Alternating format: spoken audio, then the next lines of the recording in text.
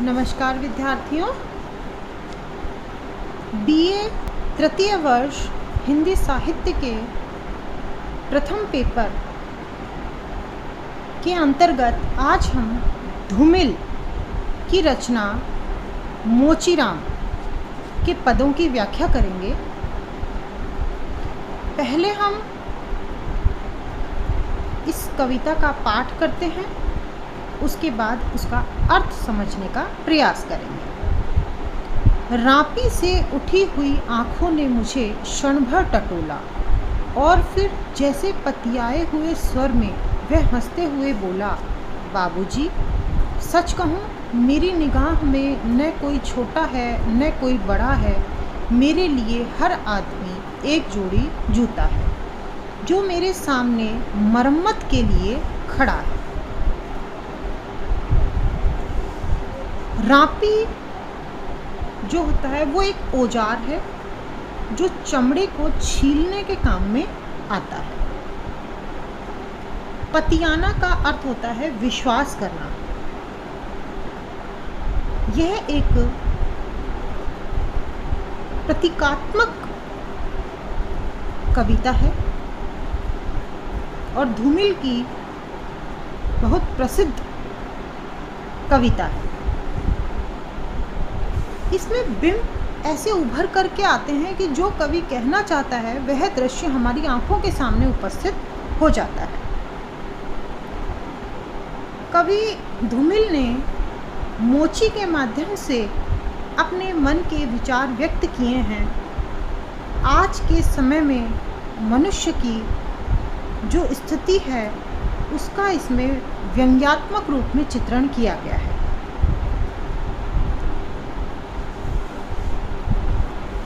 मनुष्य के व्यक्तित्व को समझाने का प्रयास किया गया है। कवि कहते हैं कि रापी से उठी हुई आँखों ने मुझे क्षण भर टटोला। कवि मोची के पास जाता है और जो मोची है वो रापी से जूतों की मरम्मत का काम कर रहा है और जैसे ही मोची देखता है कि एक नया ग्राहक उसके पास आया है तो वह काम करते करते जो उसकी आंखें झुकी हुई थी, नीची आंखें थी, उनको उठा करके देखता है तो सामने कवि खड़ा हुआ होता है। क्षण भर टटोला अर्थात उसने एक जो निगाह कवि के ऊपर उठाई उसी से ही उसने कवि की जो नज़रें देखी मिली, उसी से ही उसने कवि के बारे में जान लिया। जैसे पतियाए हुए स्वर में और एक विश्वास से भरे हुए स्वर में वह कहता है, पहले हंसता है फिर कहता है, बाबूजी। हंसी साधारण हंसी नहीं थी, व्यंग्यात्मक हंसी थी। बाबूजी, सच कहूँ मेरी निगाहों में न कोई छोटा है न बड़ा है। वह मोची कवि से कहता है कि बाबूजी, मैं सच कहता हूँ मेरे लिए न कोई आदमी बड़ा है न छोटा है, न अमीर है न गरीब है, न बलवान है न शक्तिशाली है न कमज़ोर है, कोई नहीं है। मेरी निगाह में तो हर आदमी एक जोड़ी जूता है। अर्थात क्या कहना चाहता है वह कि जो भी आदमी है वह एक जोड़ी जूते के समान ही है, क्योंकि जो व्यक्ति, जो मनुष्य जूते सही कराने के लिए आया है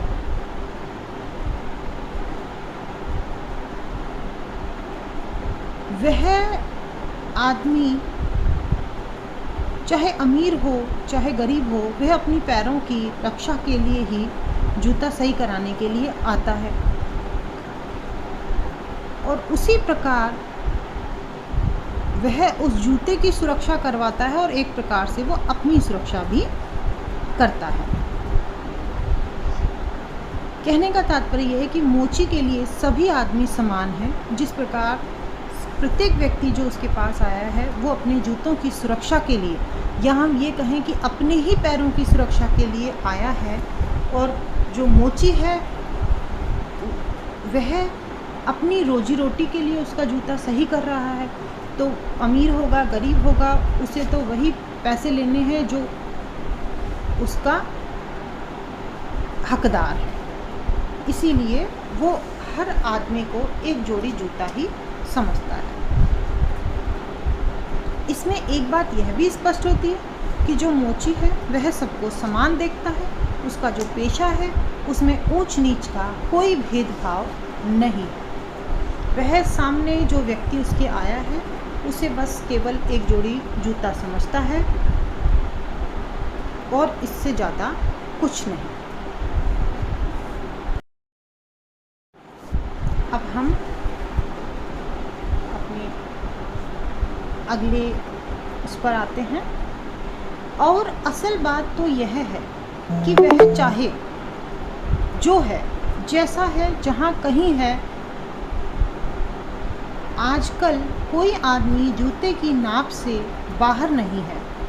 फिर भी मुझे ख्याल रहता है कि पेशेवर हाथों और फटे हुए जूतों के बीच कहीं न कहीं एक अदद आदमी है जिस पर टाँके पड़ते हैं, जो जूते से झांकती हुई अंगुली की चोट छाती पर हथौड़े की तरह सहता है।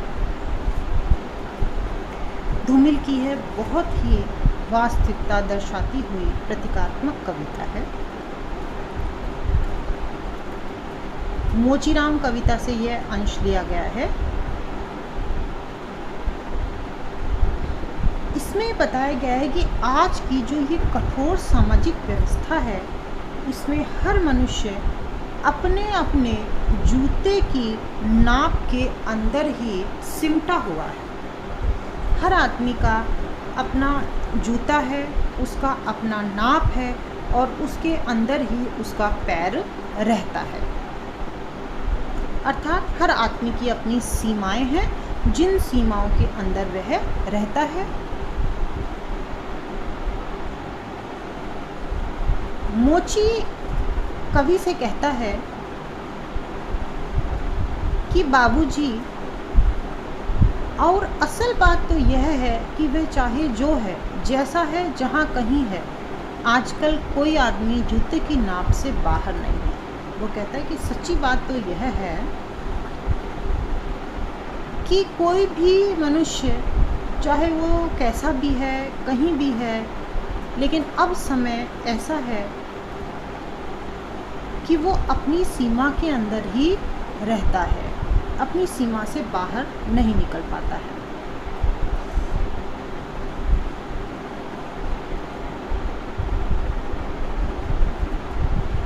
फिर भी मुझे ख्याल रहता है कि पेशेवर हाथों और फटे हुए जूतों के बीच कहीं न कहीं एक अदद आदमी है जिस पर टाँके पड़ते हैं। वो कहता है कि एक आदमी जो मेरे पास अपने जूते ठीक कराने के लिए आता है, एक मैं हूँ पेशेवर जो अपने हाथों से उसकी मरम्मत करता हूँ, और इन दोनों ही के बीच में मैं सामंजस्य बिठा कर रखता हूँ, क्योंकि मैं जानता हूँ कि इनके बीच में एक ऐसा अदद आदमी है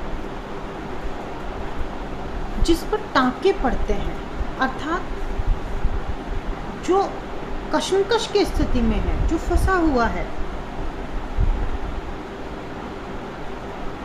जो जूते से झांकती हुई अंगुली की चोट छाती पर हथौड़े की तरह सहता है, और वो इस तरीके से जो उसकी उंगलियां हैं वो जूते के अंदर से झांकती हैं, और जो उंगलियों पर चोट है उस चोट को वह अपने सीने पर हथौड़े की तरह सहन करता है। यहाँ पर आर्थिक स्थिति पर जोर दिया गया है।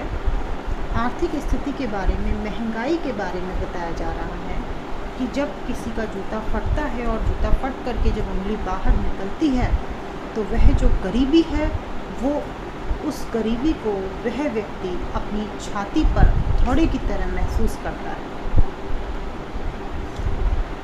उस गरीब व्यक्ति की जो मानसिकता है वह बड़ी ही दयनीय हो जाती है। बहुत सरल भाषा के अंदर बड़ी गूढ़ बात कवि इसमें कहता है। और वह आदमी जिसके केवल जूते पर ही वो टाँके नहीं लग रहे हैं, बल्कि उसके संपूर्ण जीवन पर वो टाँके लगते चले जाते हैं। संवेदनशील अंश है यह इस कविता का। अगले अवतरण पर आते हैं। यहाँ तरह तरह के जूते आते हैं और आदमी की अलग अलग नवैयत बतलाते हैं। सबकी अपनी अपनी शक्ल है, अपनी अपनी शैली है। मसलन एक जूता है। जूता क्या है? चकतियों की थैली है। इसे एक चेहरा पहनता है जिसे चेचक ने चुभ लिया है। उस पर उम्मीद को तरह देती हुई हंसी है, जैसे टेलीफोन के खंभे पर कोई पतंग फंसी है और खड़खड़ा रही है। नवैयत का अर्थ होता है स्थिति। चकतियों की थैली यानी जो चेचक एक रोग होता है जिसमें चेहरे के ऊपर निशान पड़ जाते हैं चकत्ते से।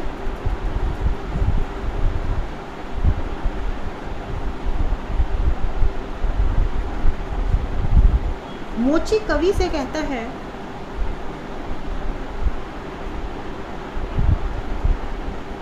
कि जितनी तरह के लोग मेरे पास आते हैं उनके जूतों को देख करके ही मैं यह पहचान लेता हूँ कि वह जो व्यक्ति है उसका जीवन का स्तर क्या है, उसकी आर्थिक स्थिति कैसी है, उसका जीवन कैसे यापन हो रहा है। ये सब कुछ मैं उसके जूतों को देख करके पहचान लेता हूँ। वो कहता है बाबूजी यहाँ तरह तरह के जूते आते हैं, क्योंकि जब वो आदमी को जूता ही समझता है इसलिए वो यही कहता है कि मेरे पास अलग अलग तरह के भिन्न भिन्न प्रकार के जूते आते हैं और आदमी की अलग अलग नवैयत बतलाते हैं। और हर आदमी की उसकी जो भी स्थिति है, उसकी जीवन के स्तर को वह बता देता है बिना शब्दों के ही। सबकी अपनी अपनी शक्ल है, अपनी अपनी शैली है।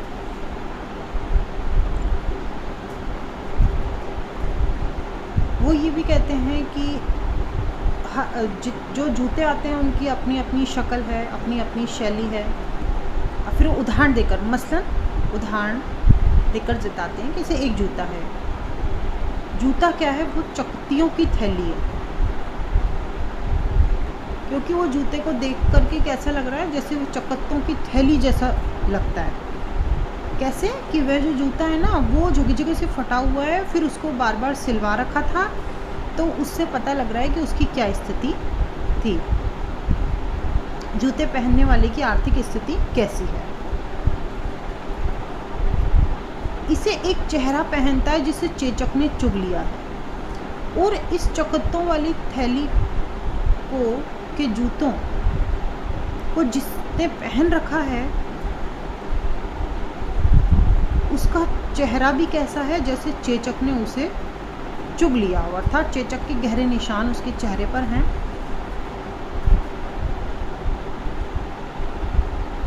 अर्थात चेचक का होना यानी निराशा, और फिर उसके बाद भी उसके निशान दिखाई दे रहे हैं। कहने का तात्पर्य कि थोड़ी आशा उसके अंदर बची हुई है, जैसे टेलीफोन के खंभे पर कोई पतंग फंसी है। और वो जो उम्मीद उस व्यक्ति के चेहरे पर दिखाई देती है वो कैसी है? जैसे कोई पतंग कट गई हो और किसी टेलीफोन के खंभे पर वो अटक गई है, और जब हवा चलती है तो कभी कभी वो आवाज़ करती है, थोड़ा गिरने की कोशिश करती है, पर फिर वो उसी पर ही अटक जाती है। इस प्रकार जूतों के माध्यम से ही धूमिल ने मनुष्य की विवशता और उसकी परिस्थिति, उसकी स्थिति, उसके आर्थिक स्तर का चित्रण किया है।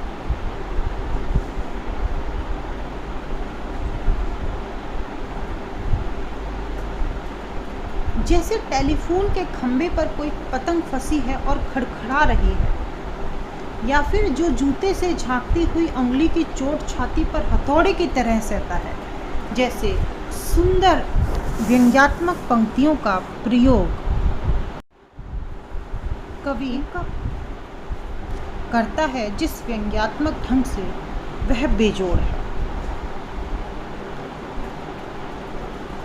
अब हम इसी कविता के जो और अंश बाकी हैं उनकी व्याख्या, उनका अर्थ हम अपने अगले व्याख्यान में करेंगे। तब तक के लिए धन्यवाद।